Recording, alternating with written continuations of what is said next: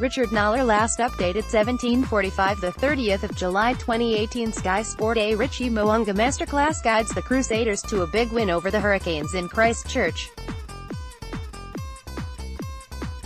Getty Images Crusaders flanker Matt Todd hugs assistant coach Brad Mooar after the 25-17 win over the Lions in the Super Rugby final in Johannesburg last year.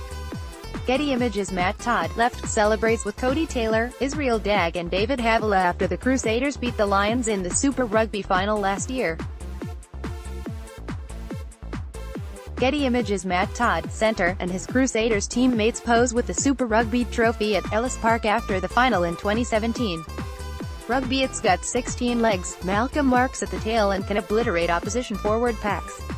Yes, we're talking about the Lions driving maul. Is Crusaders number 7 Matt Todd aware just how good it can be?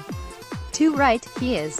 The Lions forwards are certain to use this strategy off line-outs during the Super Rugby final against the Crusaders in Christchurch on Saturday night, and in doing so will heap pressure on Australian referee Angus Gardner to police one of the more complicated sections of the Code's law book. Defending teams can be forced to concede penalties, or penalty tries, if they pull down rolling mauls or bind illegally as a countermeasure, and prior to kickoff Lions coach SW Wise de Bruin may remind Gardner of those potential outcomes if he feels his boys aren't able to gain control. Brad Mooar, Razor tackles the big one, Crusaders, Fortress, Keys Muse picks and All Blacks, front row, Christchurch prepares for finals week, Taufua ruled out of final with a broken arm, Lions roar into super final with 6-try win. None of this is news to Todd, who watched Springboks hooker Marks score 2 tries at the back of rolling mauls during the Lions' 44-26 win over the Waratahs in the semi-final in Johannesburg last weekend. It's a real momentum changer for them, not just with tries but also getting them field position when they were under the pump a little bit at the start of that game, Todd said. It's hardly surprising, then, that refresher courses on how to halt the Lions' drives, and keep Gardner from issuing penalties or even yellow cards, are mandatory for the Crusaders this week. Add feedback, most definitely. When a team has a big strength, as they do in that area, you have to put some time into it, Todd stated.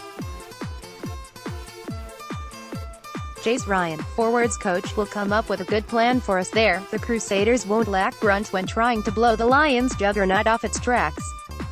7 All Blacks and new Wallaby Pete Samu, who is likely to replace the injured Jordan Taufua at blindside flanker, will start in the forward pack. You have to stop it before it gets set up, Todd explained. They are big men and obviously work well together. Don't give them opportunities, especially down our end. There needs to be urgency to get in and nullify it, I guess. On Monday the Crusaders had an indoor training, working on their line-out execution among other things. And, probably, behind closed doors they explored ways to see how the Lions like some of their own medicine by practicing their own rolling mauls. Crusaders assistant coach Brad Mooar was confident second 5/8 Ryan Crotty, who copped a whack in the head and left the field in the dying minutes of the 30-12 win over the Hurricanes last weekend, would be fit to play the final. Crotty passed in here during the game, and was not concussed. But it is something we need to take very seriously. The expectation is he will be available, Mooar stated. Dr. Martin Swan is an outstanding doctor, highly ethical. Everything is done spot on right for the player. We have utter faith he is doing the right things. Reserve tight head prop Michael Alatawa, who had to leave the field around the same time with a sore back, will continue to be monitored. Taufua and substitute hooker Seb Siadaga suffered broken arms and are no chance for the final. After the victory against the Hurricanes, a section of the Imi Stadium crowd gave the coaches a standing ovation. It was well received, said Mooar. It was one of those goosebump moments that you live for.